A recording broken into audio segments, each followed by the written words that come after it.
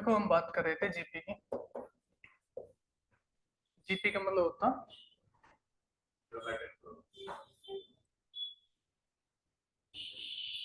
हिंदी में क्या मतलब होता बताओ।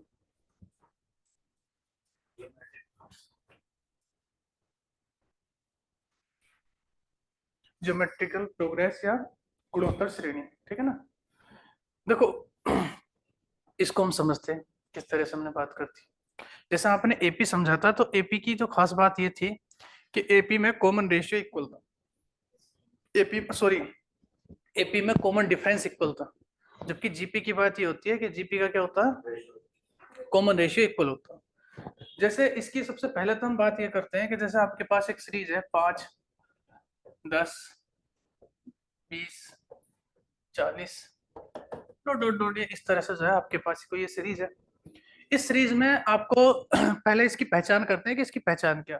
आप देख रहे हो डिफरेंस सबका अलग अलग है। अगर डिफरेंस सेम होता तो आपके पास ये अर्थमेटिक प्रोग्रेस बन जाती, मतलब एपी बन जाती है। अब चूंकि एपी है नहीं, रीजन आप समझ गए। तो हम इसमें ये क्या है, ये आपके पास जीपी है। इसकी पहचान कैसे है, तो इसका कॉमन रेशियो इक्वल होता है। तो कॉमन रेशियो को आप आर से रिप्रेजेंट करते हैं। ये जो होता है A2/A1 हमेशा इक्वल होगा A3/A2 के। ये इसे आप कह सकते हैं A4/A3। मतलब अगर बाद वाले पद को आप पहले वाले पद से डिवाइड करोगे तो कॉमन रेशियो क्या आएगा आपके पास, हमेशा इक्वल आएगा। तो अगर आप इसमें आर निकालने की कोशिश करोगे तो आर हो जाएगा 10/5, अर्थात आर जो आएगा आपके पास, आर कितना आ जाएगा, आर 2 हो जाएगा, ठीक है ना। इसी तरह से आर आप निकाल लोगे, ए हमेशा पता ही है, एक जो होता है आपके पास A5 होता है, जो फर्स्ट टर्म्स, ए का मतलब फर्स्ट टर्म्स। तो जो सीरीज का पहला पद है वह क्या हो जाएगा, आर हो जाएगा। इसमें कोई दिक्कत है नहीं। अब इसमें दो चीज आपसे, दो फार्मूले आपसे पूछे जाते हैं। तो एक फार्मूला में, दोनों फार्मूले इधर लिखे देता हूँ। तो एक तो आपसे इसमें पूछा जाता है टीएन। टीएन का मतलब होता है एनवा पद। जैसे मैं आपसे पूछ रहा हूँ इसमें बताओ तीसरा पद बताओ, तो तीसरा पद इसमें क्या है 20। मैं पूछ रहा हूँ इसमें चौथा पद बताओ, तो चौथा पद क्या है इसमें 40। यही है ना। तो इसमें अगर आपसे बात की जाए टी एन, तो टी एन का फार्मूला होता है ए आर की पावर n-1। अगर मैं पूछूं कि इसमें तीन पदों का सम बताओ, तो तीसरा पद तो 20 है, लेकिन अगर तीन पदों का सम क्या होगा, तो प्रथम तीन पदों का सम क्या होगा 35, 20 + 10 + 5। तो इसमें एस एन का जो फार्मूला होता है, एस एन फार्मूला होता है क्या, ए आर की पावर n-1/r-1। ये दो फार्मूले मैंने आपको बताए थे, यही दो फार्मूले आपको ध्यान रखने होते हैं। इन दोनों फार्मूले में कोई दिक्कत है ही नहीं। तो आप ये वाली बात समझ गए। तो इसमें दो चीज आपने ध्यान रखनी होती है, एक तो टी एन और एक एस एन। टीएन और एसएन आपने ध्यान रखनी है। अब जैसे आपके पास यही क्वेश्चन है, अब मैं इसमें ये पूछ रहा हूं, तो आप समझ गए टीएन बराबर ए आर की पावर n-1, और आर का मतलब कॉमन रेशियो, मतलब बाद वाले पद को तुरंत पहले वाले से डिवाइड कर दोगे तो आपके पास आर की वैल्यू आ जाएगी। ए मतलब प्रथम पद।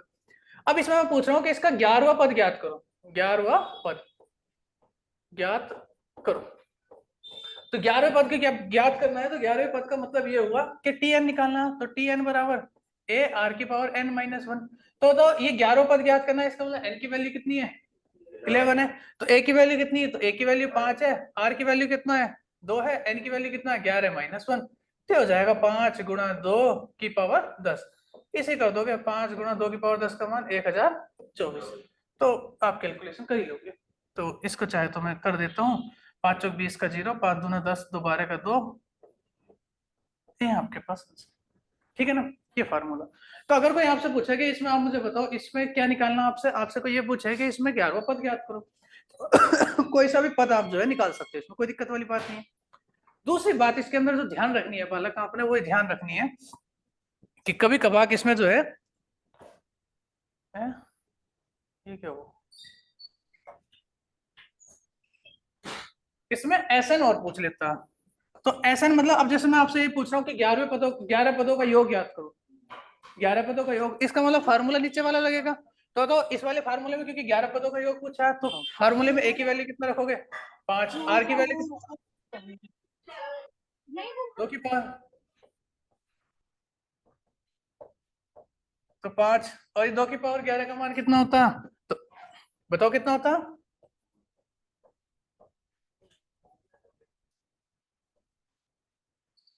हो गया 5 × 2 0 4 7। ये आपके पास जो है ये आंसर हो गया। तो ये दोनों चीज क्लियर है, ठीक है ना। तो आप इसमें जो है ना टी एन और एस एन आपसे जो है पूछा जा सकता है, तो आप टी एन और एस एन निकालना होगा, पहले इसको कॉपी करो।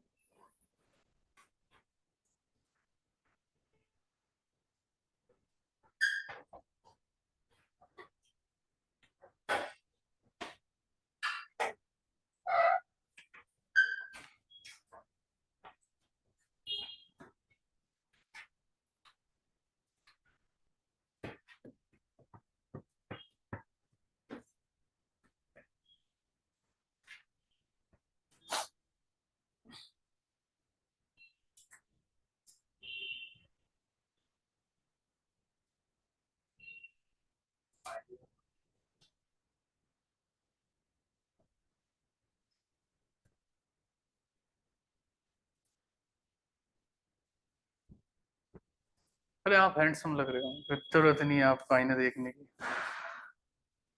ठीक है ना।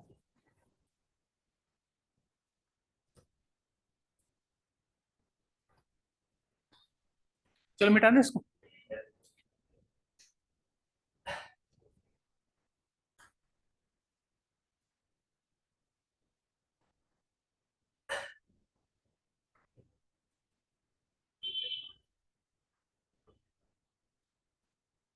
जी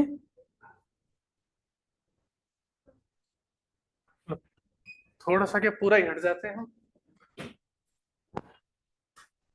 थोड़ा सा ही। ये तो कल करा दिया था, इसमें क्या चौथा आने वाला है ऐसा। हम्म? सर हाँ जी। सर एपी का एक क्वेश्चन है, सॉल्व नहीं हो पा रहा था, मतलब हाफ हुआ है और हाफ नहीं हो पा रहा। कोई नहीं, पूरा हो जाएगा, बोलो आप। सॉल्व द इक्वेशन 1+4+7+ से प्लस करना है, लास्ट में लास्ट डिजिट जो है वो एक्स है, इक्वल्स टू 9 to 5। ए भगवान, चलो क्वेश्चन देख लेते हैं। बोलो क्वेश्चन बोलो। सॉल्व द इक्वेशन हाँ जी। 1+4+7+ टिल एक्स से 11 नहीं है। और क्या है? हाँ मतलब ठीक है सर, एक्स तक है, डैश डैश डैश, ठीक है, देखो पहुंच गए नहीं एक्स तक। Equals to 9 to 5। 9 to 5। 5। देखो इनका क्वेश्चन है 1+1 जमा 4 जमा 7 जमा 11 जमा डॉट डॉट डॉट एक्स और बराबर 925। तो पहले आप ये बताओ, ये तुम्हें क्या लग रहा है, इसका कॉमन डिफरेंस आप देखोगे 3 है, कॉमन डिफरेंस 3 है, कॉमन डिफरेंस 3 है। तो कॉमन डिफरेंस क्या है बच्चे? इक्वल है। अगर कॉमन डिफरेंस इक्वल है तो तुम्हें क्या लग रहा है क्या होगा? ये एपी होगा, ठीक है ना। फिर अगर कॉमन डिफरेंस 3 है तो यहाँ पर 10 होगा ना, 11 नहीं होगा। ओहो, अच्छा तो 11 ही है यहाँ। तो नहीं सर, ये तो आपने खुद ही लिख दिया था 11। ओहो, ये तो हमारी गलती है, यही है फिर, है इतना ही होगा। देखो कभी कभार होता क्या है, मैं आपको बताऊं, इसमें जो है ना कभी कभार आपके पास जो है ना दो वो दे दी जाती हैं, ठीक है ना। अब देखो होता क्या है, ये एक्स तक दिया है, हम मान लेते हैं इसका मतलब एक्स का मतलब एन टर्म्स दे रखी है इसमें, एक्स टर्म्स आप जो कुछ भी मान सकते हो। तो इसमें अगर आप ए की वैल्यू निकालोगे तो ए की वैल्यू 1 है, डी की वैल्यू कितना है 3 है, एन की वैल्यू क्या है, तो एन मान लो, बाकी एक्स तक दे रखा है, एक्स मान सकते हो, वो लास्ट टर्म से बेसिकली कोई इतना कोई इससे इतनी बड़ी बात है नहीं इसमें ना, कोई दिक्कत नहीं है, एन की वैल्यू एन मान लो, ठीक है ना। अब मुझे बताओ एस एन बराबर, एस एन का फार्मूला लगाओ, एस एन बराबर क्या होता है n/2 2 प्लस n-1 * d और बराबर, बताओ n की वैल्यू कितना, n/2 2 गुणा a की वैल्यू 1 प्लस n की वैल्यू n-1 इंटू डी की वैल्यू कितना 3 और बराबर कितना हो गया 925। तो ये n/2 तो ऐसे ही रहेगा, ये हो जाएगा 2 प्लस 3 की गुणा करोगे 3n माइनस का 3 बराबर 925।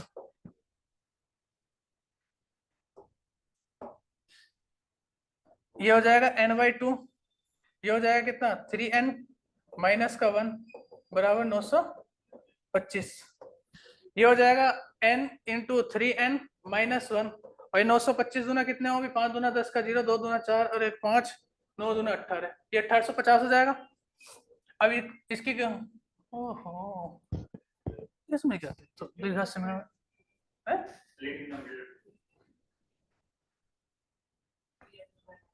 है मजाक तो नहीं कर रहे, बस सीरियस लग रहे हो तुम। 3n स्क्वायर माइनस का n बराबर 1850, क्या हो गया, 3n स्क्वायर माइनस का n और बस x, इसकी n की वैल्यू निकाल लो, द्विघात समीकरण बन गया प्लस वाली। हाँ ये सोल्व करानी क्वेश्चन या खुद से सोल्व कर दोगे, बताओ। फिर करा दीजिए।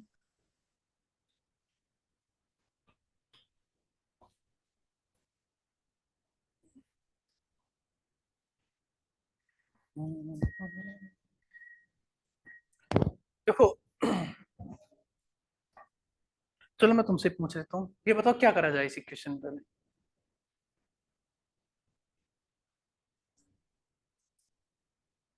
तुम बताओ एन इंजीनियर कॉमन लेके हैं?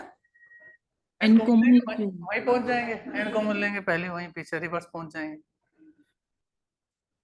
देखो इसका सबसे बेहतरीन तरीका तो यही था कि ऑप्शन से यही से सर कर ऑप्शन, लेते, हाँ ठीक है ना, लेकिन चलो ऑप्शन से हमने नहीं करना, हमने प्रॉपर सोल्व करना। इसके दो तरीके हैं, पहला इस इक्वेशन को सोल्व किया जाए। तो इक्वेशन को द्विघात समीकरण आपने 8वीं क्लास में कविता मैडम ने पढ़ाया होगा, तुम्हें पढ़ाया नहीं पढ़ाया, 8वीं 7वीं क्लास में पढ़ी होंगी, 9th में खूब है भी है। करो फिर, इसको करके नहीं रहे हो, कितना आया करो। और ये जितने जो इंजीनियर है ना, उनसे नहीं हुआ तो मैं बता रहा हूँ, सार्वजनिक बेइज्जती की जाएगी विद नाम सहित।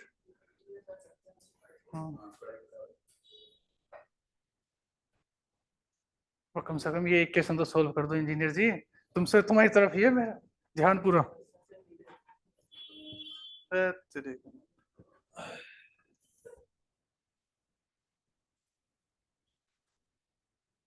देखो इधर ध्यान दो, पहले मैं इसको प्रॉपर करा दे रहा हूँ बिल्कुल तसल्ली से। जैसे आपके पास कोई ऐसी इक्वेशन बनती है तो पहले उसकी यहाँ गुणा करते हैं, ठीक है ना, आप भूल गए।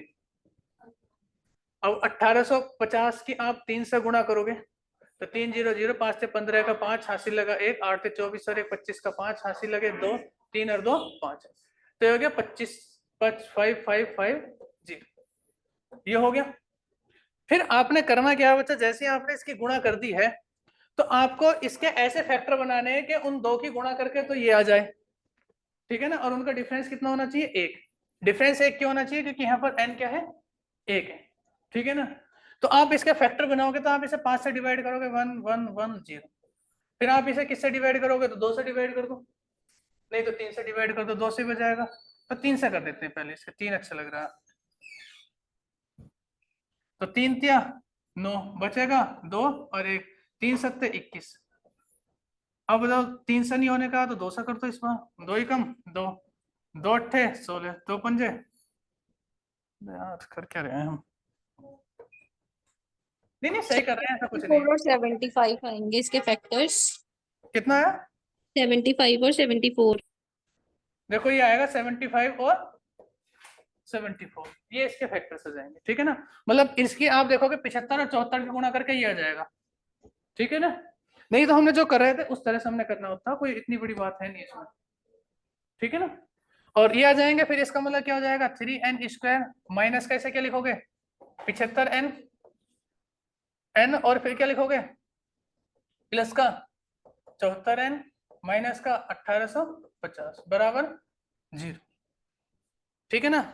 अब यहाँ से आप एक काम करो, n कॉमन ले लो, 3n कॉमन ले लोगे, 3n कॉमन लोगे तो ये कितना हो जाएगा n माइनस 25, यहाँ से क्या करोगे 74 कॉमन ले लोगे तो यहाँ क्या हो जाएगा n माइनस 25, तो ये हो जाएगा n माइनस 25 और ये हो जाएगा 3n प्लस 74, तो n माइनस 25 इसे आप 0 के बराबर लिखोगे तो n इज इक्वल टू 20।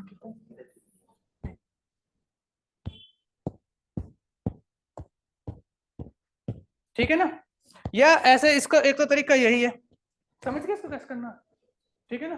थोड़ा नंबर ज्यादा बड़ा आ गया, ऐसा कोई घबराने वाली बात नहीं है। बाकी मैं तुम्हें इसका प्रॉपर बढ़िया मेथड बताता हूँ। देखो अच्छा ये है, जिसको ये समझ में नहीं आया है, जैसे आप यहाँ तक क्वेश्चन को कर लिया था, यहाँ तक क्वेश्चन आप कर चुके थे, आपको n की वैल्यू चाहिए थी। ऑप्शन में होता क्या, जैसे ऑप्शन में एक होता 70, एक होता 72, एक 74 और एक 75, ऐसे कुछ ऑप्शन होते हैं, वही आसपास ही होते हैं ऑप्शन। तो आप सबसे पहले देखते हैं इसमें 70 रख के देखते हैं, तो यहीं से करते हैं। आप यहाँ तक मिटा दो, यह इनकी वैल्यू 70 रखते थे, हो जाता है 70 गुणा 70 गुणा 3 -1, तो हो जाता है 70, और ये हो जाता है 7 के 21, 210 -1, तो हो जाता है 70 और 209। इनके गुणा करते तो ये नहीं आ रहा था, आ ही नहीं रहा था बे यार।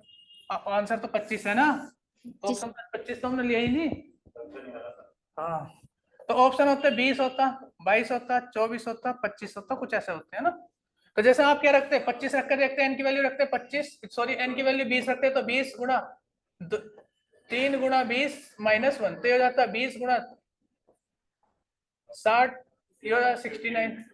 हाँ, तो ये नहीं आ रहा, गुणा करके नहीं आ रहा मतलब, है ना। इसी तरह से आप जैसे ही क्या रखते हैं 25 रखते थे, हो जाता है 25 गुणा 3 गुणा 25 -1, तो हो जाता है 25 गुणा 25 से 75। ठीक है ना, इस तरह से, ठीक है ना, किस तरह से होना था। आप देखोगे इन दोनों गुणा करके देखोगे तो यही है, तो सेटिस्फाई करे थे।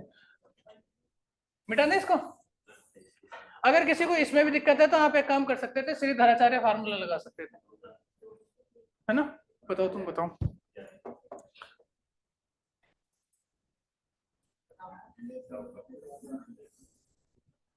देखो श्री धराचार्य फार्मूला होता है x इजिकल टू होता है माइनस का v प्लस माइनस का रूट के अंदर बी स्क्वायर माइनस का 4ac अपॉन 2। आप इस फार्मूले से बता सकते, ठीक है ना। हाँ, जो कुछ भी।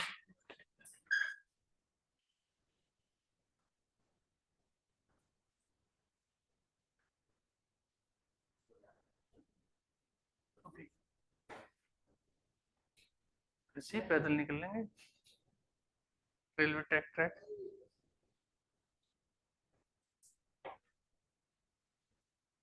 मिटाना इसको, चल छोड़ो यार, हम भटक के मुद्दे से धरो। ये आप समझ गए थे, ये दोनों फार्मूले ठीक है। आप एपी पे ध्यान देना। अब जो सॉरी जीपी पे, अच्छा आप 99 वाले क्वेश्चन को दोबारा कराने के लिए पूछ रहे थे, हाँ कराना, हाँ है ना, जो लास्ट वाला क्वेश्चन था, नहीं कराना ना, चलो। हम्म,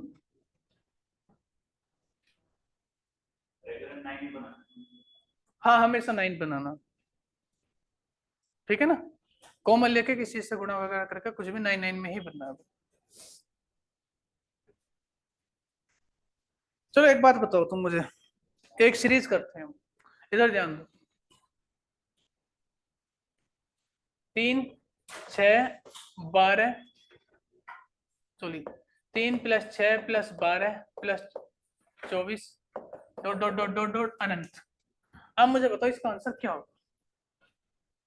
इसका आंसर बताओ, इसका आंसर क्या होगा।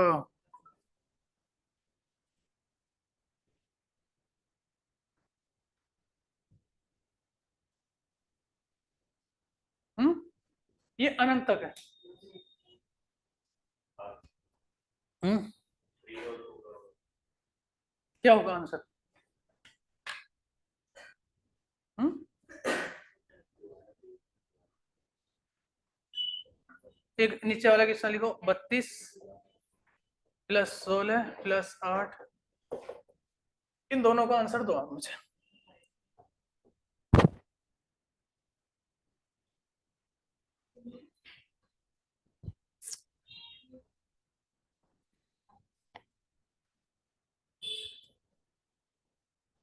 बताओ आयुष, आप बताओ दोनों का।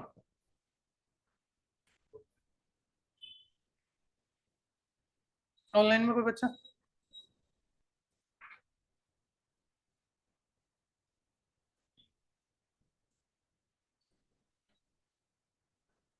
देखो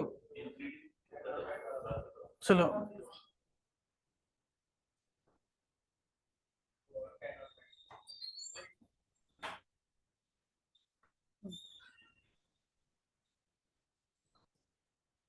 और आधा घंटा बाद हो जाता है, क्लास ही खत्म हो रही थी है इतना भी।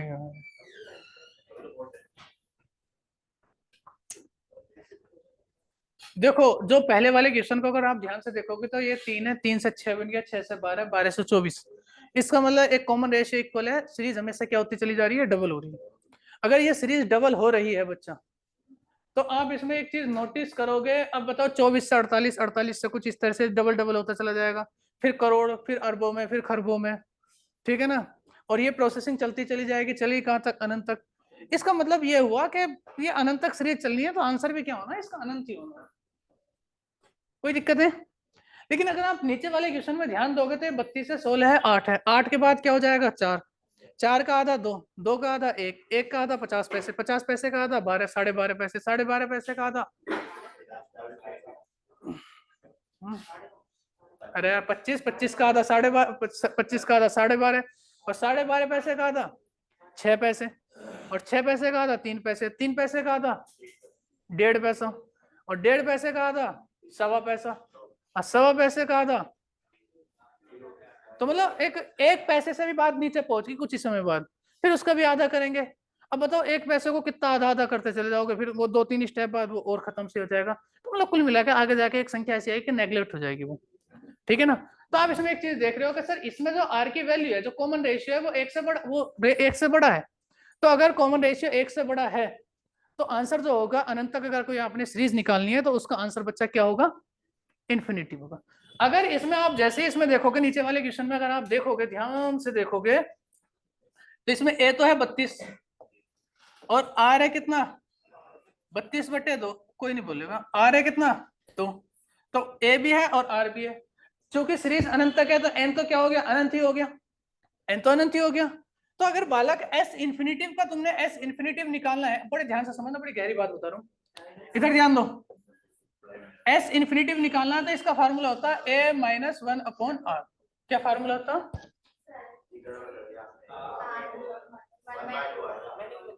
ओहो, तो वही तो मैं लिख रहा हूँ, 16/32। अरे तो यहाँ मैंने लिखा नहीं है, 8 छोटा है 1 से, 2 तो वैसे ही बड़ा था, ठीक है ना। बताओ ध्यान कहाँ रहता है तुम लोगों का, ध्यान नहीं है क्लास में, क्या करें। चलो इधर ध्यान दो, तो एस इन्फिनिटिव का फार्मूला कितना है बच्चा, a/1 - r, a/1 - r। Clear है ये बात। अगर आपको एस इन्फिनिटिव निकालना है तो देखो ए की वैल्यू कितना रखोगे, 32, और 1 ऐसी आर की वैल्यू 1/2, इसे सोल्व करोगे 32 ऐसे ही रहेगा। अब इसे सोल्व करोगे तो पहले जो ये अंडे के अंदर बंदा, इसे सोल्व करोगे, दो ही कम दोनों में से क्या, 1/2, और ये 2 उधर जाकर गुणा कर देगा, 32 गुना कितने होते हैं, 64। तो इस सीरीज का आंसर जो हो जाएगा 64, ठीक है ना। तो आप एक चीज देख रहे हो, एस इन्फिनिटिव क्या निकाला जा सकता है, तो आंसर है यस, एस इन्फिनिटिव निकाला जा सकता है, लेकिन किस कंडीशन में, जब आर क्या होगा, 1 से छोटा होगा। अगर आर 1 से बड़ा होगा तो आंसर क्या होगा, इन्फिनिटिव होगा। इन दोनों चीजों में अपने तरह, हाँ अरे इसका आंसर इन्फिनिटिव ही होगा।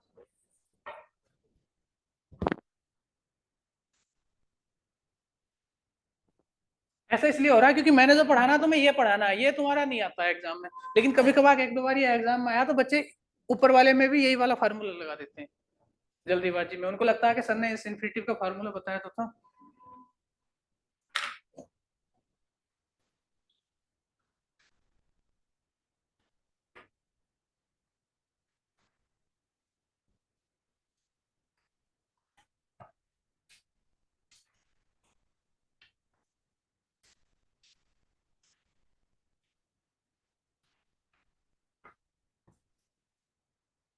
कर दोगे, कर दोगे ना।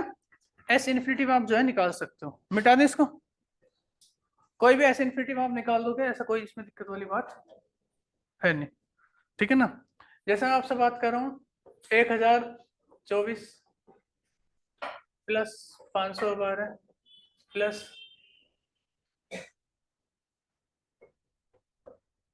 इसका बताओ इसका क्या होगा,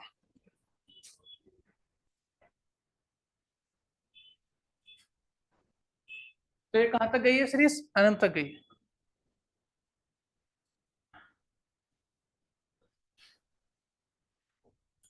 ए कितना है इसके अंदर? 1024। आर कितना है? 512 बटे 1/4 24। तो कितना हो गया? 1/2। तुमने निकालना क्या? एस इन्फिनिटी निकालना। एस इन्फिनिटी का formula A upon 1 minus R. तो ए कितना रहेगा? 1024। 1 ऐसी। आर कितना रहेगा? 1/2। ये हो गया 1024 बटे 1/2। तो कितना हो जाएगा? मिटा दे इसको। क्लियर है? ये तो बहुत सिंपल बात होगी ना। चलो मिटा दे। चलो अब एक अगला क्वेश्चन है। 1/5 plus 1/15 plus 1/45 dot dot dot dot कहाँ तक? इन्फिनिट तक। इसको सोल्व।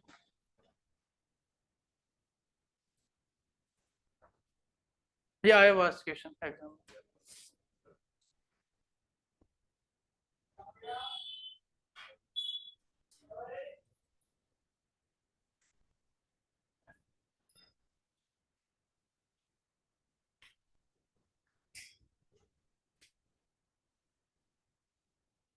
चलो इधर ध्यान दो। मैं करूँ?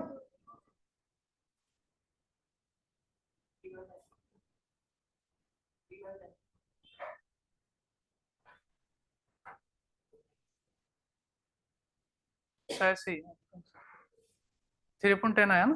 3/10। बहुत ही बढ़िया, बहुत बढ़िया, बहुत बढ़िया।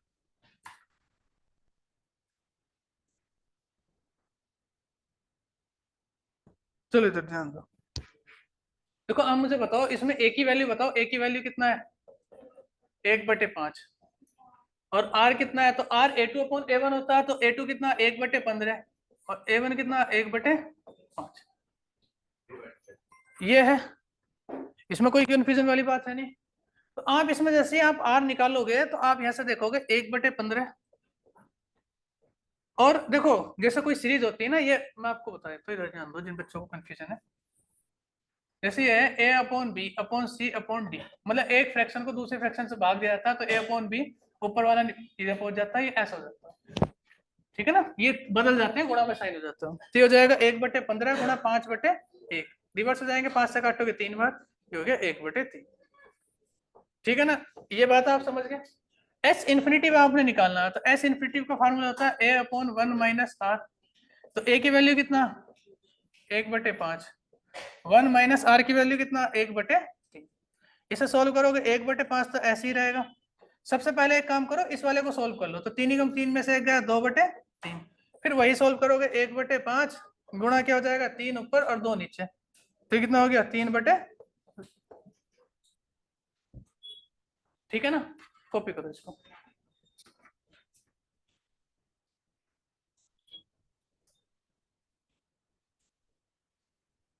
मिटा दे इसको। देखो ये क्वेश्चन तुम्हारे एग्जाम में आया हुआ है जो मैं आपको करा रहा हूँ। 25 की पावर 1/3 प्लस 1/27 प्लस 1/, यार क्या लिख रहा हूँ मैं? 1/3 1/9 1/27 प्लस 1/81 डॉट डॉट डॉट। इसे बताओ इसका आंसर क्या होगा? 25 की पावर इतना।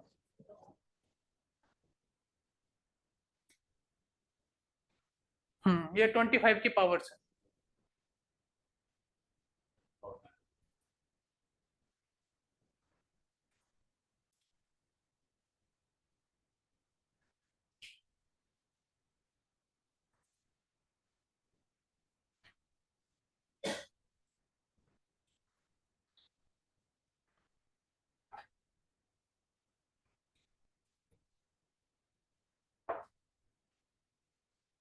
फाइव की पावर 1/2।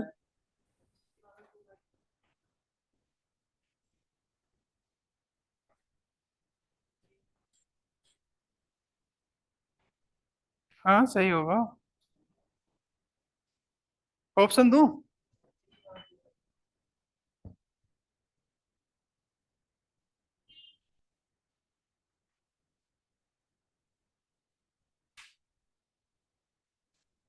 ऑप्शन है 25 5 25 5 125 75।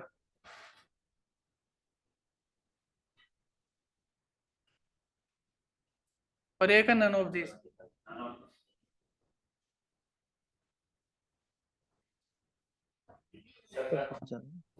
देखो सबसे पहले एक काम करो, ये जो मैंने अंडे के अंदर बंद किया है इसे सोल्व करो। अंडे के अंदर जो बंद है इसे सोल्व करो आप। तो इसको करोगे ये हो जाएगा 1/3 plus 1/9 plus 1/27 dot dot dot dot dot कहाँ तक है इनफिनिटी। इसमें कोई कंफ्यूजन नहीं है। बताओ इसमें ए की वैल्यू कितना है 1/3। जब आप आर निकालोगे तो आर 1/9/1/3 ये हो जाएगा 1/9 और ये 3 ऊपर बटे 1 तो क्या हो गया 1/3। तो ए आ गया आर आ गया, आया नहीं आया। यहाँ से एस इन्फिनिटी में निकालोगे, एस इन्फिनिटी में मतलब ए कितना 1/3 अपॉन 1 माइनस का 1/3 तो ये हो गया 1/3 अपॉन 2/3 तो ये कितना हो गया 1/3 गुणा 3/2। इससे कैंसिल हो गया, इसका मतलब हो गया 1/2। हो गया नहीं हो गया। इसका मतलब ये हुआ कि इस जो अंडे के अंदर है इसकी सबकी जगह क्या लिख सकते हो 25 की पावर 1/2 और 25 की पावर 1/2 का मतलब होता है √25 क्योंकि रूट की पावर। तो आंसर क्या हो गया 5। ये ऐसे समझ में नहीं आया, आप ऐसे लिख सकते हो 25 की पावर 1/2, 25 को लिख सकते हो 5 की पावर 2 और इसे लिखो 1/2। तो 5 ऐसे रहेगा, ये दोनों गुणा करेंगे तो क्या हो जाएगा 2 गुणा 1/2। इससे कैंसिल हो जाएगा, आंसर क्या हो जाएगा। कॉपी करो।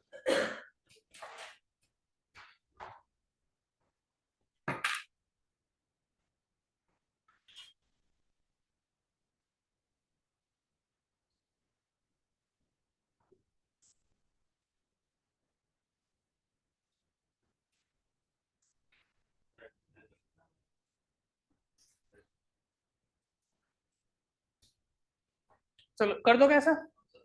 अब लिखो अगला question. a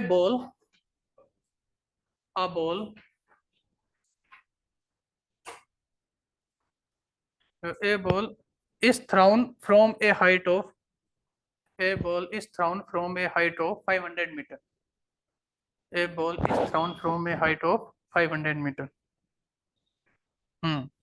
Of 500 meter. A ball is thrown from a height of 500 meter on the ground. On the ground. The ball bounce. The ball bounce. The ball bounce 4/5 times. The ball bounce 4/5 times of first every last bounce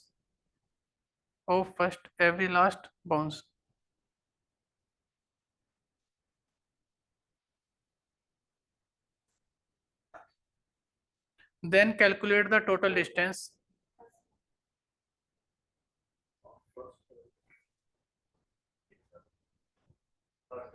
A ball is thrown from a height of 500 meter on the ground. The ball bounce 4/5 times of its every last bounce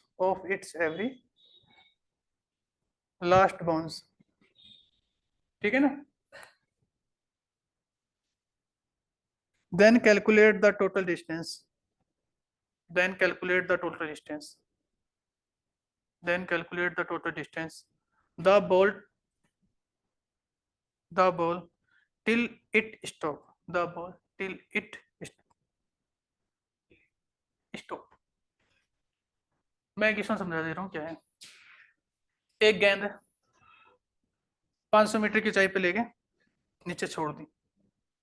अब छोड़ने के बाद जैसी बात है गेंद तो टब्बा खाएगी, टब्बा खाना बोलते हैं हमारी तरफ से। हाँ तो मतलब ये जो है जैसे 500 मीटर यहाँ है तो यहाँ से जैसे गई तो नीचे चली गई तो इसने बाउंस किया तो जितनी हाइट थी उसका 4/5 यहाँ तक आ गई है ना। फिर नीचे गई फिर उसका 4/5 आई तो इस तरह से ऊपर नीचे टब्बा खाती रहेगी। तो आपको बताना जब बॉल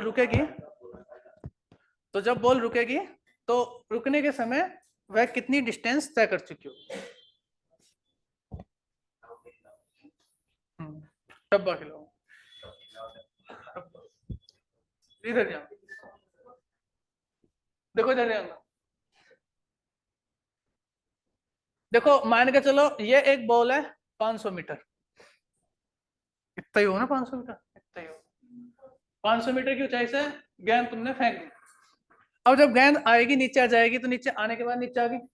अब जैसे आपको बता, अगर नीचे आएगी तो फिर जाएगी ऊपर, और ऊपर यहां तक तो जाएगी नहीं, यहां तक तो जाएगी नहीं, ये कितना जाएगी 4/5 जाएगी। तो 4/5 जाएगी, और जितना चली जाएगी इतना ही वापस आ जाएगी, ठीक है ना। और फिर इसका 4/5 जाएगी, और फिर इतना ही आएगी, फिर इसका 4/5 जाएगी, फिर इतना ही आएगी, और ये प्रोसेसिंग चलती चली जाएगी।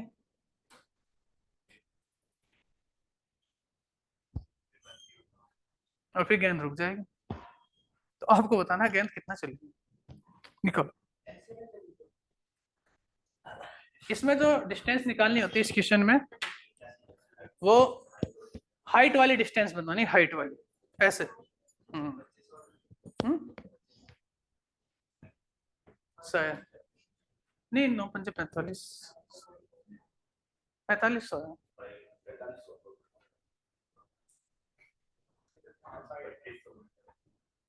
अच्छा, तुम्हें 9 नहीं दिखाई दिया? 9 कहाँ से आया? चलो मैं 9 दिखाता हूँ तुम्हें 9 कहाँ से आया। मैं कर रहा हूँ, आप कर रहे हो?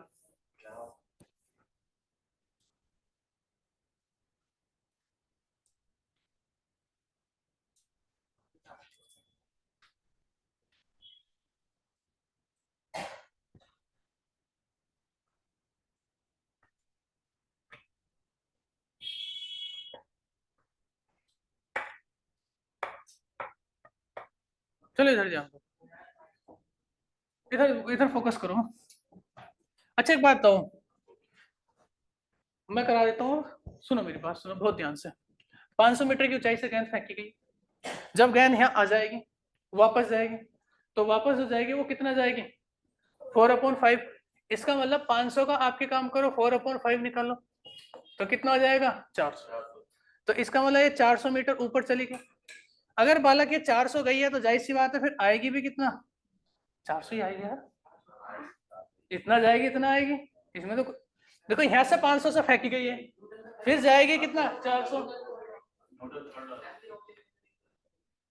न्यूटन का थर्ड लो यहाँ का काम कर क्या, चलो तुमने कह दी तो मान लेता हूँ, वैसे लग नहीं रहा। अभी 400 आएगी, और फिर वापस जाएगी, फिर वापस जाएगी। अब कितना, अब 400 का फिर 4/5 जाएगी, तो 5×8 कितना हुआ 40, 8 चौक 32, तो 320 जाएगी, और फिर 320 ही क्या वापस आएगी, और फिर इसका भी फिर वापस आएगी, फिर वापस आएगी। तो फिर 320 का क्या है 4/5, कितना आएगा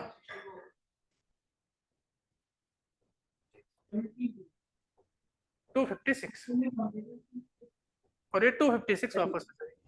भाई इतना ही रहने दो, इससे ज्यादा क्यों चलाना इसको।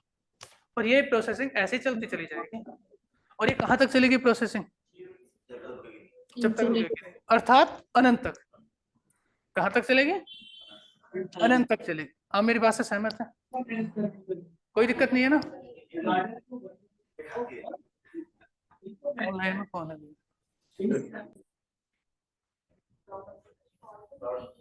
अरे किसी का कोई डाउट ना है, मुझे पता नहीं यार तुम्हारे कैसे डाउट होते हैं, रहने दो, तुम्हारा पता है मुझे। अब मुझे बताओ, चलो अब एक काम करते हैं, इस सभी डिस्टेंस को जोड़ देते हैं, है ना। तो पहले हो गया 500, फिर 400, फिर 400 प्लस 320 प्लस 320 256। चलो ऐसे ही रह देते हैं। और ये कहां तक चल रही है प्रोसेसिंग, इन्फिनिटी। अगर आप इसमें ध्यान से देखोगे तो ये दोनों जुड़ के क्या हो गया 900, ये दोनों जुड़ के क्या हो गया 720, और ये दोनों जुड़ के क्या हो गया,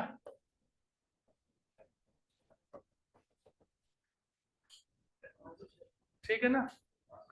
चलो अब इसमें कोई दिक्कत वाली बात है ही नहीं, नहीं है ना।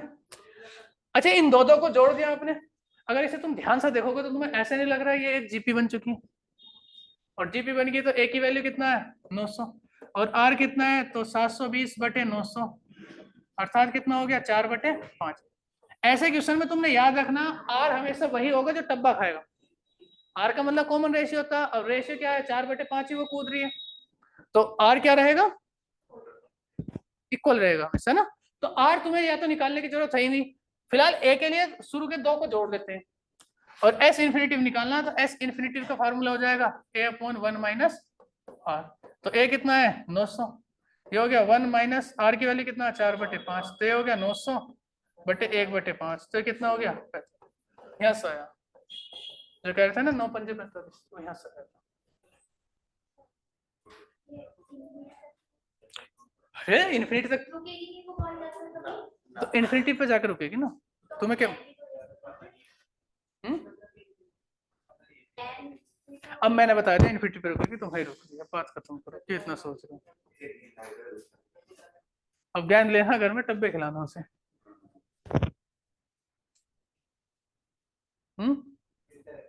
हाँ, जो चीज ज्ञात नहीं की जा सकती वो इन्फिनिटी भी हो जाता है।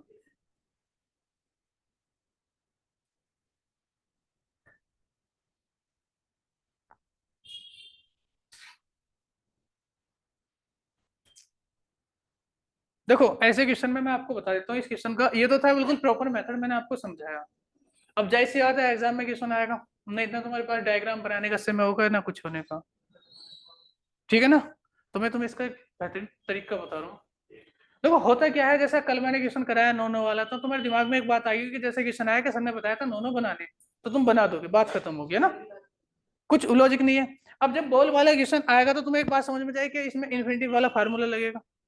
भाई अब पढ़े इसलिए तो रहे हो कि वहां एग्जाम में आप क्वेश्चन देखोगे, आपको पता चलेगा कि सर ने बताया था ये तरीका लगेगा, तो बात खत्म होगी। होता नहीं होता ऐसा। तो देखो ऐसे क्वेश्चन में आपने ना तो डायग्राम बनाना ना किसी को कुछ समझाना है। आप सबसे पहले एक काम करो, आपको ध्यान क्या रखना है, इधर ध्यान दो। पहले बताओ वो कितना बाउंस कर रही है 4/5, इसका मतलब आर की वैल्यू होगी 4/5, आर निकल कर आ गया, क्लियर है। अब बात आती है इसमें ए की प्रॉब्लम होती है, तो ए निकालने का तरीका बताओ, कितने मीटर की ऊंचाई से फेंकी गई 500, और जिसकी ऊंचाई से फेंकी गई उसी का क्या काम करो 4/5 ले लो, ये हो गया 500 प्लस 400, कितना हो गया 900। तो आपके पास ए आ गया और आर आ गया, एस इन्फिनिटी के फार्मूले में रख दो, क्या हो जाएगा 900 माइनस 1 माइनस 4/5। ना किसी को समझाना है तुम्हें ना कुछ करना है, तो आप मुझे बताओ कितना समय लग रहा है क्वेश्चन सोल्व करने में, तुम्हारा आंसर आएगा, बात खत्म। तो एग्जाम में तुमने इतना काम करना है, वहां किसी को तुम्हें बताना तो नहीं है डब्बा कैसे खा रही क्या करना, टिकी लगा के आना है ना, तो बात खत्म। इतना ही करना है, इस पे एक क्वेश्चन और कर लो।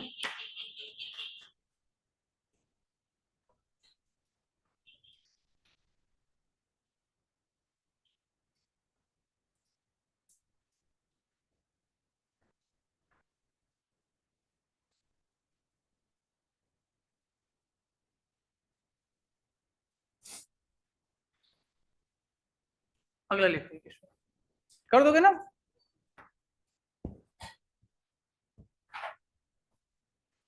A ball is thrown from a height of a ball is thrown from a height of 600 meter. A ball is thrown from a height of 600 meter on the ground. On the ground. A ball is thrown from a height of 600 meter on the ground. ठीक है? The ball bounce 2/3 times. The ball bounce 2/3 times of its every last bounce. Of its every last bounce. Of its every last bounce. Then calculate the total distance. Then calculate the total distance. The ball till it stop. The ball till it stop.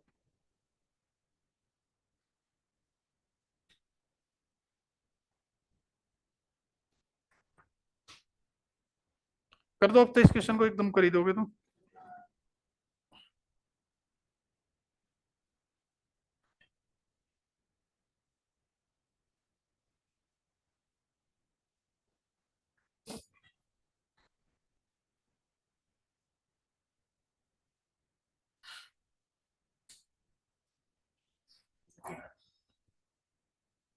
बारह सौ जी sir 3,000 तो 1200। नहीं 3,000 है answer, 1200 कर लेता हूं। देखो यहाँ देखो, सबसे पहले आपने करना क्या है, सबसे पहले आर निकालना है, बताओ कितना बाउंस मारती है, 2/3। तो आर आपके पास आ गया, और तुम्हें केवल देखो आर तो वो देता ही है, तुम्हें क्या चाहिए, ए चाहिए। तो ए के लिए मैंने बताया था, बताओ कितनी ऊंचाई से फेंकी गई है, 600। 600 की ऊंचाई से फेंकी गई है, प्लस 600 का क्या करो, 2/3 और निकाल लो, तो हो गया 600 प्लस हो 400। गया 400, कितना हो गया 1000। ठीक है ना, बस ये ध्यान रखना। एस इन्फिनेटिव निकालना है, तो एस इन्फिनेटिव के फार्मूला क्या हो जाएगा, 1000 A/1 माइनस, तो क्या हो गया 1000/1/3, क्या हो गया, कॉपी करो। अच्छा बताओ, आप तो कर दोगे, सिंपल है, ठीक है ना, चलो लिखो एक बार।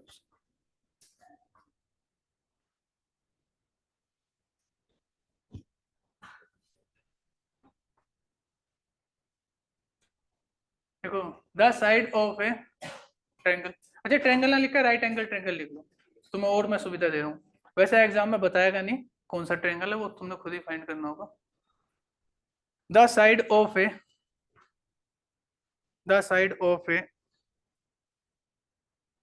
The side of a right angle triangle, the side of a right angle triangle, right angle triangle are 12, 16 and 20 centimetre, 12 centimetre, 16 centimetre and 20 centimetre, मतलब एक राइट एंगल, एक समकोण त्रिभुज की भुजाएं 12, 16 तथा 20 सेंटीमीटर, 12, 16 तथा 20 centimetre.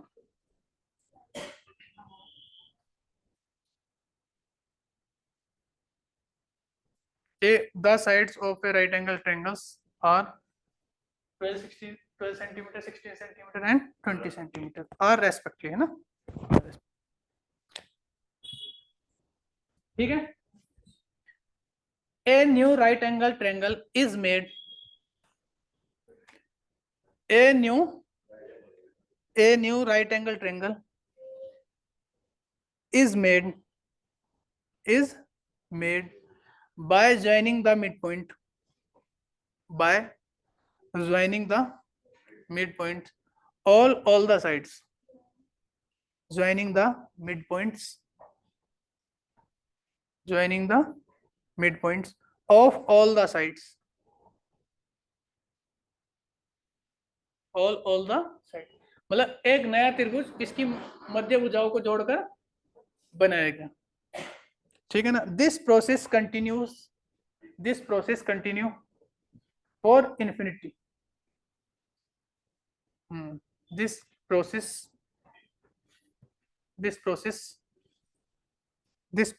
Process continue for infinity, ठीक है। Then calculate the area of all triangles so made, then calculate the area of all the triangles so made,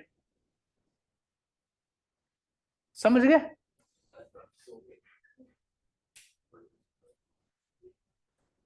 मैं आपको बता देता हूँ,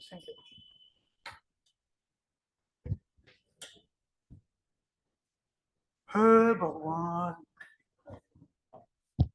देखो उसने एक बात बोली है, ये है एक प्यारा सा त्रिभुज, त्रिभुजी लग रहा है ना, हाँ त्रिभुजी है, हाँ जो कुछ भी है तरबूज त्रिभुज, ठीक है ना भाई, ये एक त्रिभुज है, प्यारा सा त्रिभुज है, इस त्रिभुज की भुजाएं कितनी कितनी दे रखी, 12 सेंटीमीटर, 16 सेंटीमीटर, 12 सेंटीमीटर, ये इसकी त्रिभुज की भुजाएं। जो ये त्रिभुज है, इस त्रिभुज के साइड ली और साइडों के सबके मिड पॉइंट ढूंढे, कहाँ कहाँ, यहीं लग रहे हैं तुम्हें मिड पॉइंट इनके, लग रहे हैं नहीं, अरे ये बीच यहाँ कुछ लगा लो, ऐसा क्या हो गया, मतलब जहां भी है देख लो तुम, भावनाओं को समझो, ठीक है ना, और इनके मिड पॉइंटों को मिला दिया, और जैसे ही तुम भाई साहब मिड पॉइंटों को मिलाओगे तो फिर एक नया त्रिभुज बन के फिर तैयार हो गया, नहीं हो गया, ठीक। फिर जो अंदर बना है इसके फिर मिड पॉइंट ले लिया तुमने, और फिर इसके ये बना दिया, फिर जो इसके अंदर बना है इसके फिर मिड पॉइंट ले लिया तुमने, और फिर अंदर बनेगा वो, और ये प्रोसेसिंग चलती चली जाएगी, चलती चली जाएगी। और कहां तक चलेगी ये प्रोसेसिंग? अनंत तक चलेगी। तो ऐसे करके कुछ त्रिभुज बनेंगे, बनेंगे नहीं बनने के? तो आपको बताना जितने भी त्रिभुज बनेंगे उन सबके त्रिभुज का एरिया बताना। हाँ, जो कुछ भी मैंने हिंदी में बोल दिया समझ लो। हाँ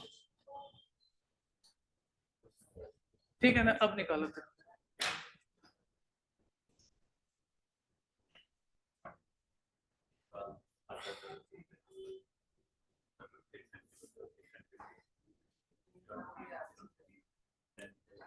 रहने दो बस, तो मुझे पता कैसी इंजीनियरिंग करी तुमने। चलो इधर ध्यान दो, मैं ही करा देता हूँ।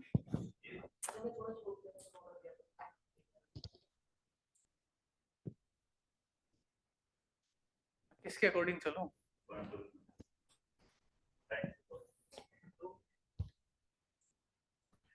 कुछ बच्चे कह रहे हैं स्लो पढ़ा रहे हैं, कुछ बच्चे कह रहे हैं तेज पढ़ा रहे हैं, कुछ की शिकायत है क्वेश्चन कम करा रहे हैं, और कल तो एक नई शिकायत आई कि एग्जाम ओरिएंटेड नहीं पढ़ा रहे हैं, एग्जाम में एक क्वेश्चन नहीं आते। ठीक है ना, उससे तो सच में मैं आहत हुआ। हाँ यही था मेरे, और तो मेरे जीवन में कुछ काम ही नहीं है, यही सोच रहा हूँ मैं तुम्हारे बैच के बारे में। कोई दुख दर्द है ही नहीं मेरे जीवन में, और कोई कुछ काम ही नहीं है, यही सोच रहा हूँ मैं। सुबह सुबह उठता हूँ कि एक बैच है, वो पढ़ा गाना, उसमें किस बच्चे ने क्या बात कही है। हाँ पेपर वाले क्वेश्चन कराने हैं जो पेपर में आते हैं। देखो भाई मैं सी सेट के हिसाब से पढ़ा रहा हूँ तुम्हारा, ठीक है ना, और जो मैं सी सेट में पढ़ा रहा हूँ यहाँ से बाहर कुछ नहीं आएगा, मैंने पहले ही बोला था। और आप अगर क्वेश्चन कर रहे होगे तो सब एग्जाम में हो जाए, ठीक है ना, एसएससी का। और दूसरी बात मैं आपको बताऊं, इधर ध्यान दो सब, एक नया बैच बना रहा हूं मैं उत्तराखंड एसआई का और एसएससी के लिए, ठीक है ना। कोई इच्छुक बच्चा हो, आप तो खैर नहीं पढ़ोगे, ठीक है ना, आपने नहीं आना किसी ने भी, ठीक है ना, आपको मनाई है उसमें। उसमें कोई आपका मिलने वाला हो तो ज्वाइन कर लेना। और आप में से किसी ने जैसे एसएससी बैंकिंग का देना हो तो फिर मैं उसमें थोड़ा सा ज्यादा पढ़ाऊंगा, क्योंकि इसमें इस वाले बैच में नहीं पढ़ा सकता ना, ये फ्रेशर बच्चों का बैच, बेसिक वालों। चलो मिटा दे इसको।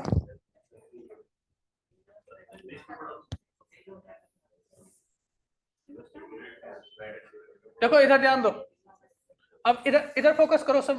देखो दो तीन मैं थ्योरम बता रहा हूँ, थ्योरम को रटो आप पहले। देखो पहली थ्योरम ये होती है, अच्छा देखो पहले आप ये देखो, इसका मिड पॉइंट देखो, यहाँ है इसका मिड पॉइंट, तुम्हें दूर से दिखाई दे रहा होगा, यहाँ साइड लग पा रहा है, वो अच्छा लग रहा था मुझे, मैंने मिटा दिया, मजा नहीं आ रहा था, ठीक है ना। देखो ये कितनी थी, 20 सेंटीमीटर, ये कितना बालक 16 सेंटीमीटर, और ये कितना 12 सेंटीमीटर। देखो एक थ्योरम ये होती है, इधर ध्यान दो, जैसे सपोज करो एक कोई त्रिभुज है, इधर ध्यान दो, त्रिभुज है ये कोई, ये सभी जगह तुमने ध्यान रखनी है। थ्योरम ये कहती है कि अगर सपोज करो ये 10 सेंटीमीटर है और इसकी जो दो साइड है, इसकी मिड पॉइंट से, ये जो दो साइड हैं इनके मिड पॉइंट से आप ऐसा कोई लाइन खींचते हो, ऐसा कोई लाइन खींचते हो, तो ये वाली जो लाइन होगी इस वाली लाइन की आधी होगी। अगर ये मतलब बच्चे 10 है तो ये कितनी होगी 5।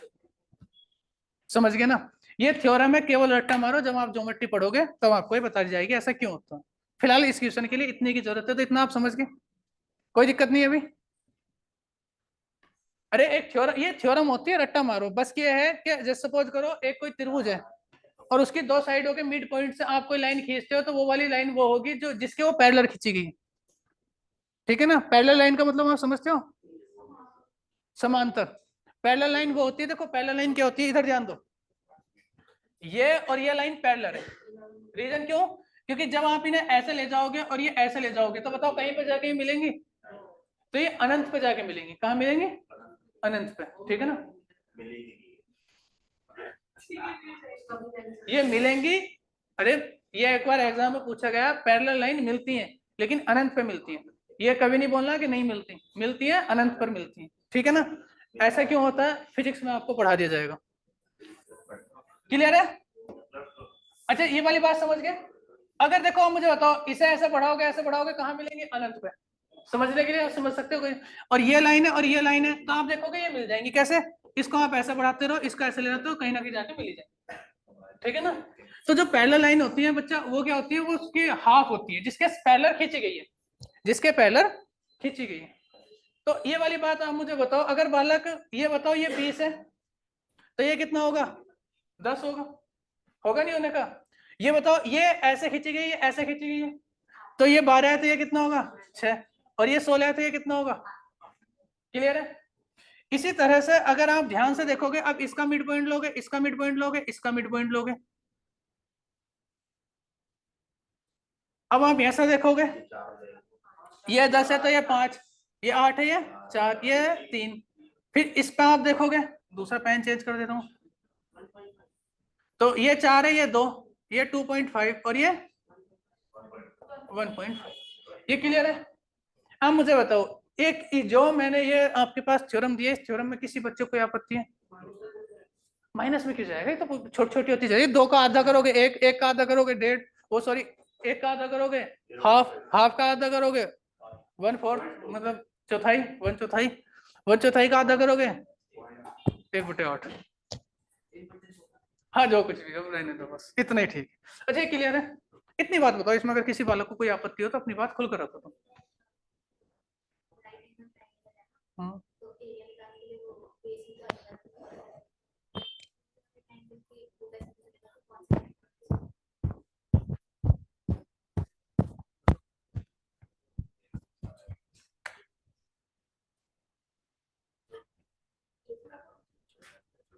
देखो इधर ध्यान दो,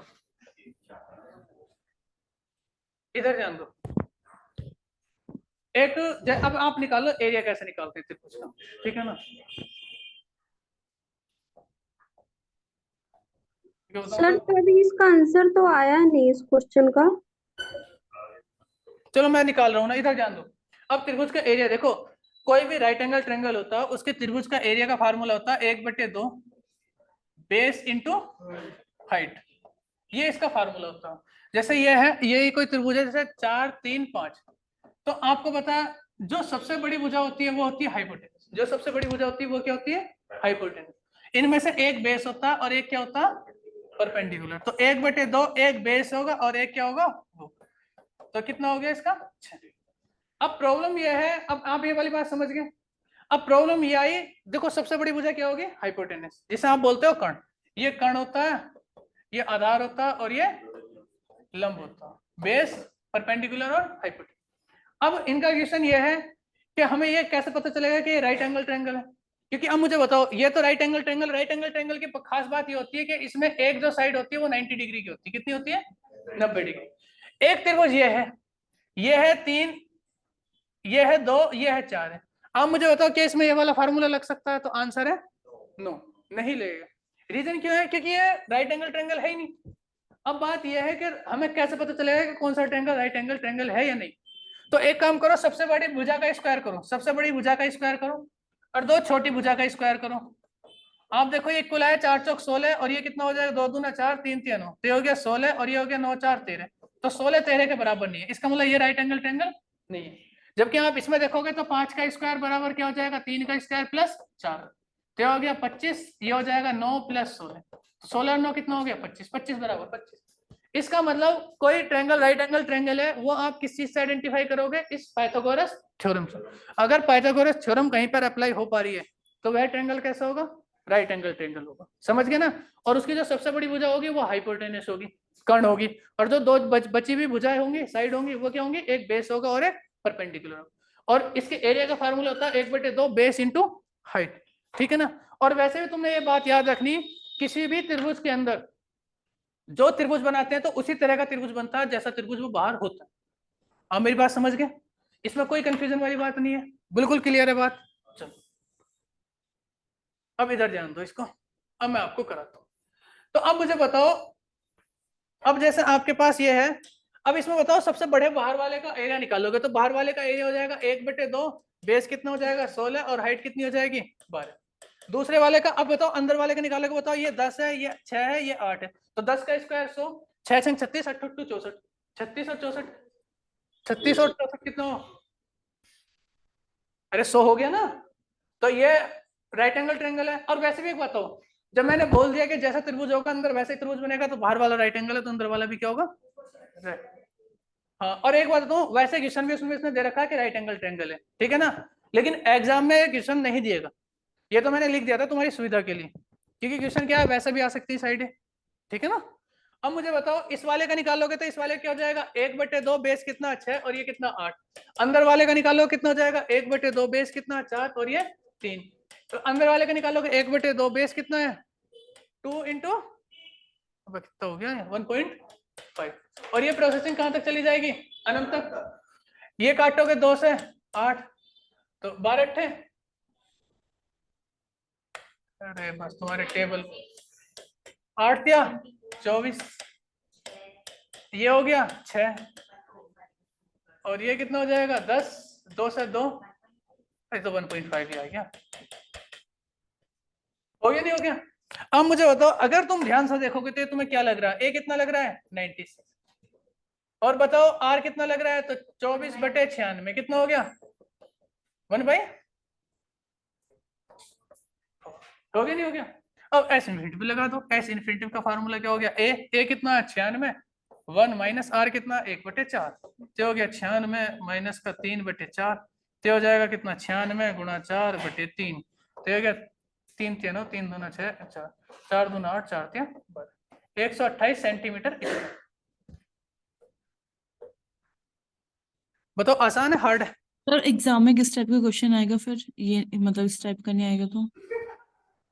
मतलब जहां मैंने लिखा था ना ये कि राइट एंगल ट्रायंगल है, तो वहां राइट एंगल ट्रायंगल लिख के नहीं देने का, और जैसे साइड मैंने तो राइट एंगल ट्रायंगल दे दिया, वो इक्विलेटरल ट्रायंगल भी दे सकता है, समबाहु त्रिभुज, मतलब वो कैसा भी त्रिभुज दे सकता है, आपको उस त्रिभुज की साइड निकालनी आनी चाहिए, वो तो आप ज्योमेट्री में पढ़ाई दिया था मैंने, भाई कितने तरह के त्रिभुज होते हैं उनका एरिया कैसे निकालते हैं बताया था ना, ठीक है ना। अब देखो ये तो कनेक्ट आपने करना पड़ेगा, ये उसमें अब देखो जिन बच्चों ने नहीं पढ़ा है मैं आगे पढ़ाऊंगा, जिन्होंने पढ़ लिया है वो याद करो, जब मैंने त्रिभुज आपको पढ़ाए थे 2D 3D में, 2D में पढ़ाया था ना त्रिभुज, भाई कितने तरह के त्रिभुज होते हैं, सबका एरिया कैसे निकालते हैं, सब कुछ बताया था ना।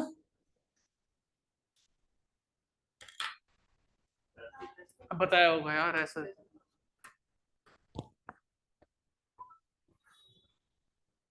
तो जैसे सर ये वाले तो पाइथागोरस थ्योरम से ही निकलेंगे ना, क्योंकि तीनों साइड ही दे रखे होते हैं। पाइथागोरस थ्योरम से तो क्या हमने ये आइडेंटिफाई करा है कि राइट एंगल ट्रायंगल है या नहीं, साइड है तो वैसे निकल रही थी ना, इसका हाफ हाफ हो रही थी।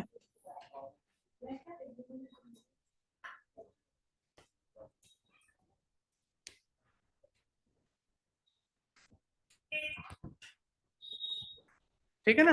और देखो ये त्रिभुज जो है ना, अंदर जो त्रिभुज है राइट एंगल ट्रायंगल ही है, देखो ये जो त्रिभुज है ना, इधर ध्यान दो, ये जो त्रिभुज है बालक, ये त्रिभुज राइट एंगल ट्रायंगल ही है, ये 90 डिग्री है, कैसे पता चला, ये 6 या 8 है, 10 राइट एंगल ट्रायंगल है। देखो इधर ध्यान दो, अब मुझे बताओ किधर गया, ये त्रिभुज तुम्हें कैसा लग रहा है, ये राइट एंगल ट्रायंगल है, बताओ है नहीं है, जो मैंने लिखा ये राइट एंगल ट्रायंगल है। अब मैं इस त्रिभुज को क्या काम कर रहा हूं, इसको मैंने ऐसे घुमा दूं, अभी भी तो राइट एंगल ट्रायंगल ही रहेगा, लेकिन अब फील नहीं आ रहा, तो अंदर वाला राइट एंगल ट्रायंगल है लेकिन इसको घुमा दिया गया, समझ रहे हो ना। चलो लिखो, अच्छा कर दोगे। अच्छा इक्विलेटरल ट्रायंगल का मतलब ये होगा कि सभी साइडें कैसी होंगी, इक्वल इक्वल होंगी। जैसे मैं एक त्रिभुज मैं बता दे रहा हूँ, एक त्रिभुज है उसकी साइड भगवान, एक त्रिभुज है इसकी साइड देखो कितनी, बोलो तो बोल रहे हो, कुछ ज्यादा बड़ा बोल रहे यार, 12 सेंटीमीटर, ये भी 12 सेंटीमीटर का, ये भी 12 सेंटीमीटर का, ये भी 12 सेंटीमीटर। तो इसका फार्मूला क्या हो जाता है इक्विलेटरल ट्रायंगल का, √3/4 साइड का स्क्वायर। तो अंदर वाले त्रिभुज का फार्मूला ये हो गया, एक अंदर बनेगा तो ये कितनी हो जाएगी 6, ये भी 6, ये भी 6, तो इसका फार्मूला भी क्या हो जाएगा √3/4 ए स्क्वायर यहाँ रखोगे, क्या 12 का स्क्वायर यहाँ रखोगे, 6 का स्क्वायर, ठीक है ना। फिर एक अंदर बनेगा तो 3 3 का स्क्वायर, तो वही बनना। अरे ये तो बता ही रखा है ना कि इक्वलिटी ट्रायंगल का क्या होता है। देखो ये क्वेश्चन लिखो,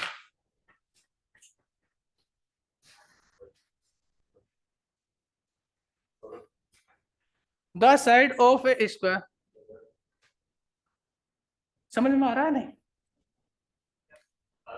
अच्छा, the side of a square is 16 centimetre, the side of a square is 16 centimetre.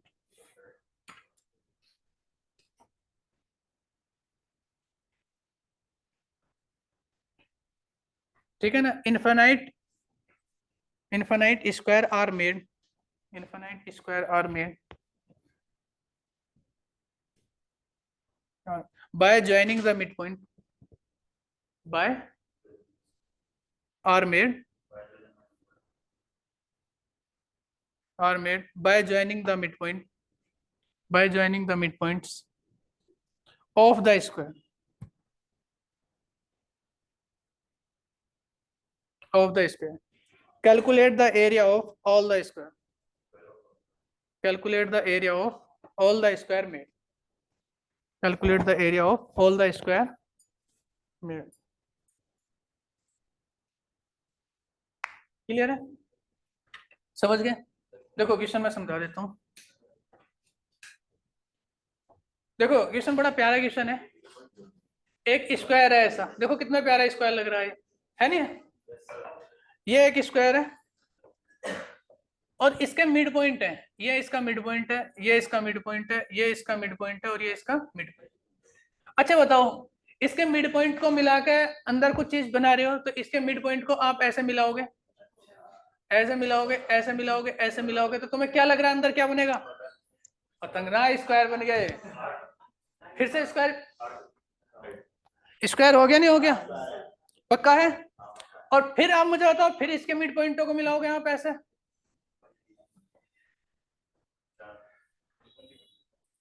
हाँ रंगोली बन गई। फिर से क्या बन गया अंदर स्क्वायर? रंग भर दूं जी? वे पीछे आपकी शिकायत आई है, शिकायत कर रहे हैं वो।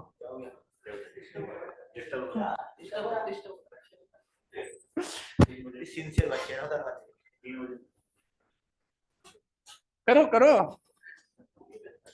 धमकी बाहर मिल रहे हैं।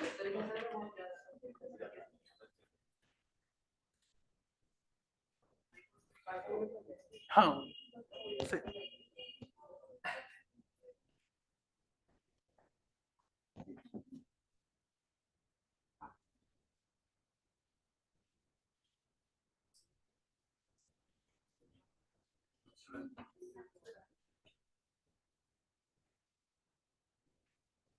अब कोई सा ये मत कह देना कि आंसर नहीं आ रहा है, बता रहा हूँ। अब तो मैं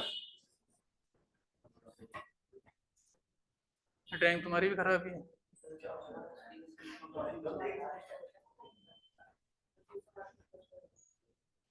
आठ कैसे कर दिया तुमने? मुझे क्या पता।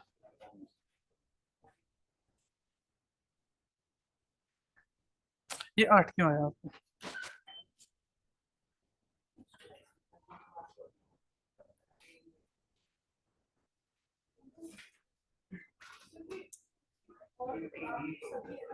हाँ हाँ हाँ 16 क्योंकि स्क्वायर है, स्क्वायर की सभी साइड इक्वल होती हैं।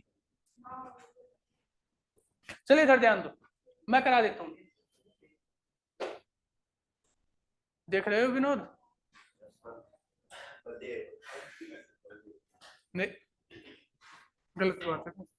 कोई भी किसी पे भी कमेंट नहीं करेगा जब तक दूसरे वाले की इच्छा ना हो, ठीक है ना? देखो ये भी कितना है 16, ये भी कितना है 16, ये भी कितना है 16, ये भी कितना है 16, है नहीं है? अच्छा बताओ, इसमें किसी बालक को कोई आपत्ति है? नहीं। अच्छा एक बात बताओ बालक, है वत्स, इधर ध्यान दो, यहां से और यहां तक ये कितना है 16 है। तो यहां से और यहां तक ये कितना होगा, 8 होगा। तो ये जिसे मैंने ये इससे पीले कलर से दिखाया है, ये कितना है, 8 है, और ये भी कितना है, 8। आप मेरी बात से सहमत है सहमत नहीं?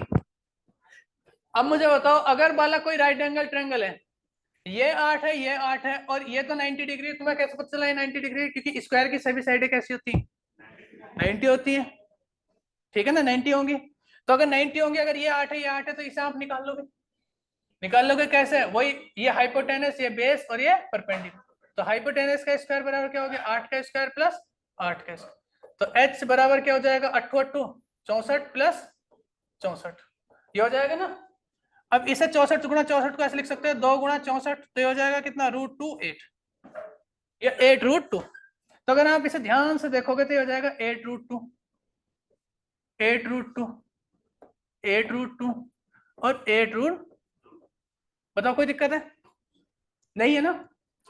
मिटा दें इसको, चलो। अच्छा, ये मिटाना था, उतारना था तुमने? कोई नहीं ना, नहीं, अगर वो करना हो तो आ जाएगा। लो, दोबारा आ गया। उतारना हो तो बताओ। हाँ, ये मैजिक। चलो इधर ध्यान दो भाई, इधर इधर फोकस करो। अब आप मुझे बताओ, अगर यहां से और यहां तक ये 8 √2 है, तो बताओ ये कितना हो जाएगा, 4 √2, और ये भी क्या हो जाएगा, 4 √2। होगा नहीं होने का? और फिर से वही, अब बताओ, अंदर भी स्क्वायर रहते तो 90 डिग्री होगा। फिर से वही बात, एक बन गया ये 4 √2 और ये भी 4 √2, ये निकाल लेंगे एक्स मान लेंगे, तो एक्स स्क्वायर बराबर कितना हो जाएगा, 4 √2 का स्क्वायर प्लस 4 √2 का स्क्वायर। 4 चौक 16 दूना 32 प्लस 32 कितना हो गया, 64 बराबर कितना हो गया, 8। तो अंदर वाला कितना बन गया, ये 8 है? हाँ, तो 8 ही तो बनेगा, क्या दिक्कत है इसमें? समझ गए ना? फिर फिर निकालोगे, इसका हाफ करोगे तो कितना कितना हो जाएगा, 4 4 4 4। आप निकालते रहोगे ना इसे, और आप देखोगे क्या बन चुका, अनंत तक। अब इसको आप कर दो, तो इसको आप जैसे करोगे, यहां करा दूं मैं, तो बताओ, पहले वाले बड़े वाले का स्क्वायर निकालोगे, 16 का स्क्वायर, अंदर वाले का इसको वो निकालो कितने का, अंदर वाले क्या है, 8 √2 का स्क्वायर, अंदर वाले का निकालोगे 8 का स्क्वायर, डॉट डॉट डॉट कहां तक, ठीक है ना? और आपके पास क्या बन गई, जीपी बन गई। जीपी बन गई तो करो इसे, निकालो।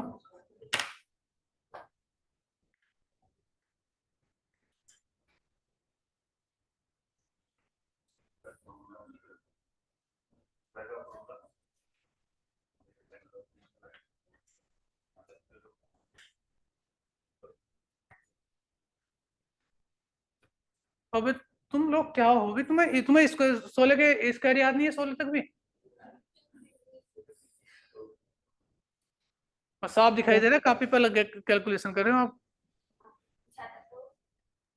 सर 512 तो 512। वेरी गुड, बहुत ही बढ़िया।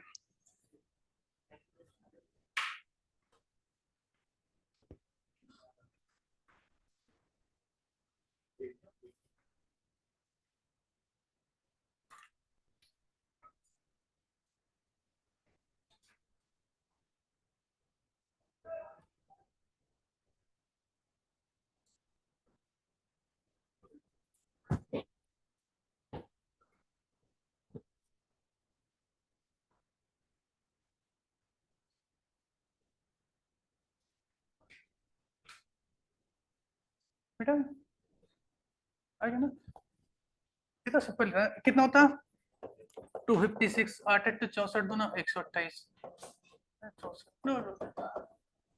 ये हो जाएगा कितना, आर कितना आएगा, 128/256, मतलब कितना आएगा, 1/2, और 1/2 ए कितना है, 256।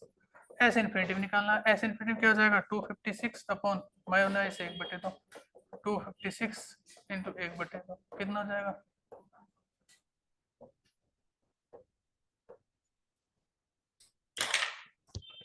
ठीक है ना? देखो इस पे भी वही है। अब अच्छा, ऐसा जरूरी नहीं है कि वो हमेशा एरिया ही पूछेगा, वो पेरीमीटर भी पूछ सकता है, कुछ और चीज भी पूछ सकता है, ठीक है ना।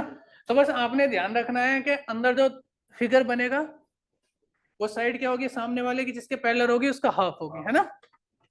और दूसरा यहाँ थे, यहाँ निकाल नहीं पा रहे थे तो यहाँ वैसे निकल गई थी, है ना। तो कहीं से ना कहीं से कोई ना क्लू जो है मिल जाएगा। नहीं फिगर क्यों आएगी, वो लिख के देगा आपको हाँ इसी तरह से आएंगे। अच्छा यार उसमें क्या है, वो तो इजी हो गया ना। देखो ऐसा भी क्वेश्चन आ जाएगा कि राम ने श्याम को जो है 50 रुपए दिए और वो हर महीने इसमें 3 रुपए ऐड करता है या 5 रुपए ऐड करता है। तो जैसे राम ने श्याम को 50 रुपए दिए और वो हर महीने इसमें 5 रुपए ऐड करता है, तो अगले महीने 55, फिर अगले महीने 60। तो बताओ 2 साल बाद कितने हो जाएंगे। इसका मतलब 2 साल का मतलब 24 महीने। तो एन की वैल्यू कितना होगी 24, और ये क्या बन गई एपी बन गई। ऐसे भी दे सकता है उसने इसको इतने रुपए दिए और हर महीने वो अपने रुपए का क्या है डबल कर देता है, ट्रिपल कर देता है, या 3/2 कर देता है, तो जीपी बन जाएगी। तो वही है, पूछा 6 महीने बाद कितना रुपया होगा, तो उसमें क्या होगा, सिंपल ही बात होगी, है ना।